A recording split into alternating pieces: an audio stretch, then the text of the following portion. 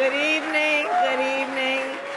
Happy holidays, and thank you all for what you are, what you have done, what you will do. Dr. Jill Biden, let me just say, it has been an extraordinary 4 years, as you have said. And the work that we have done together, the four of us, I wish some of you were privy to seeing just, before we come on stage, when we're hanging out in the back, or just those long nights when we're talking about what we want to get done, the challenges we face, but our commitment to seeing it through. And I'll say about Jill Biden something that probably most of you know. She's a tough cookie who cares so deeply.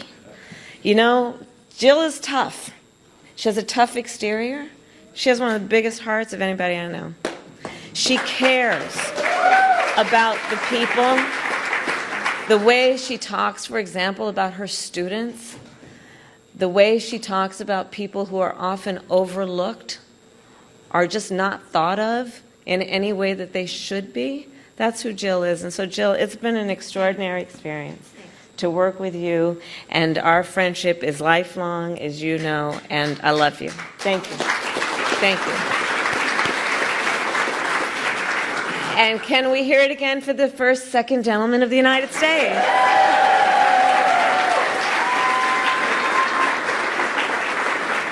Also known as my Dougie. It is so good to be here with everyone this evening, including Chair Jamie Harrison, Finance Chair Chris Corge, and so many others. And we are here tonight to thank you all for the work that you have done. And it has been tireless work. When it mattered most, through the entire campaign, including those 107 days, you all rallied.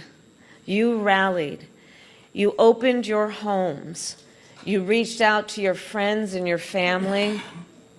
You put your personal capital, and by that I mean your relationships, at stake to talk with people because you care so deeply, and you connected with people and took the time to remind them of what is at stake and what was at stake. You sacrificed an extraordinary amount of time not doing other priorities in your life to focus on this campaign and, by extension, to focus on our country and its future. With your help, we brought together people from every walk of life and every background, all united by a deep love of country, all motivated by enthusiasm and joy in our fight for America's future. And as a result of your leadership and your support, the National Finance Committee held more than 700 events across the country and raised nearly $700 million. An historic achievement, which without a doubt made our campaign stronger. So I thank you again for all you have done. And I ask that everyone here, that you hold on to and know in your heart and in your spirit that everything you did made a difference and mattered and has impact that is lasting. All the work you did to bring these resources together allowed us to do rallies where people from every walk of life would come. And they would look around and see that we are one community of people called Americans.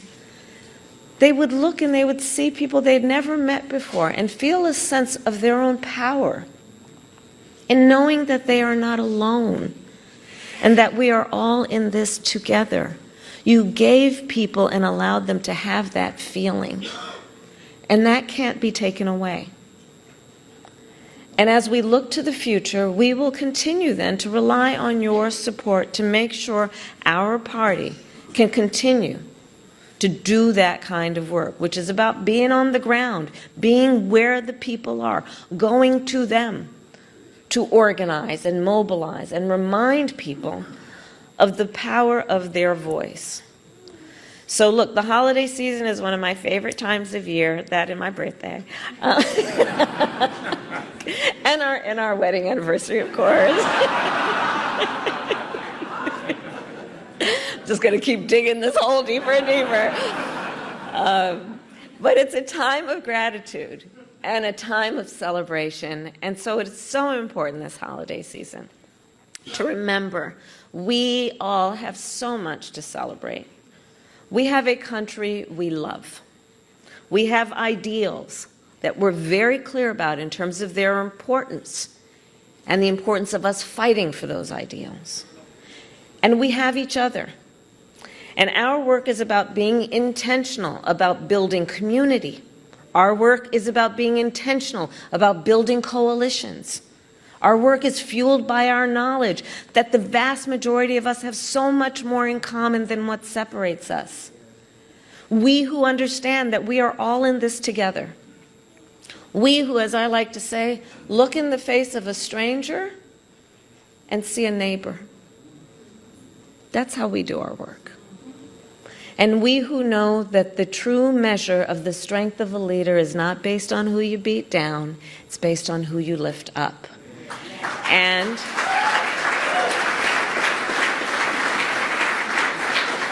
that spirit, the spirit with which we do our work, and hear me when I say this, that spirit that fuels the countless hours and days and months of work that you have put into this, that spirit can never be defeated. Our spirit is not defeated. We are not defeated.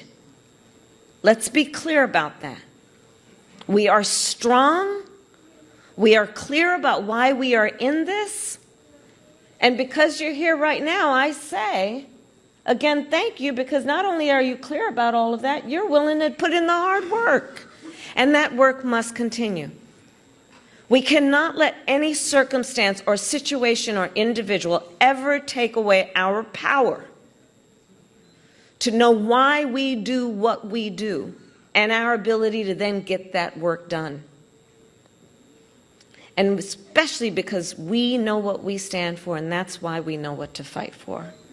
We here believe in the promise of America. We believe in the promise of freedom, of justice, of opportunity and dignity, not just for some, but for all. We know that fighting for the promise of America takes hard work. Now, you all can help me finish this. Many of you have heard me say it. But we like hard work. Hard work is good work. Hard work is joyful work. And in the new year, we will continue our work with hope, with determination, and with joy.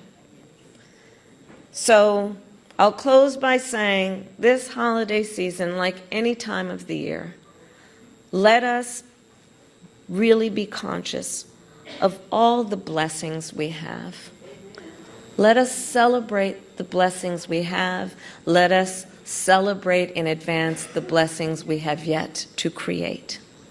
And let us always remember our country is worth fighting for, and our spirit will not be defeated. And I promise you, I will be with you every step of the way. Thank you.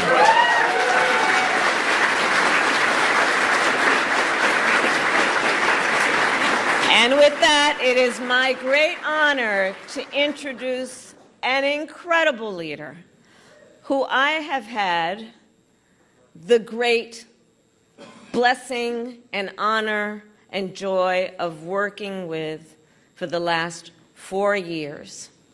Spending time with this leader, be it in the Oval Office, the Situation Room, or just sitting around talking about, hey, I think we can get this Inflation Reduction Act done. I think that actually people want a CHIPS and Science Act and we can get it done. I think that even though there have been, about 150 years since there's been a real upgrade on America's infrastructure, think we can get it done. Think we can get done bipartisan work around smart gun safety laws. And I'm going to tell you something about Joe Biden. He is relentless. He never gives up. He cares so deeply about the American people.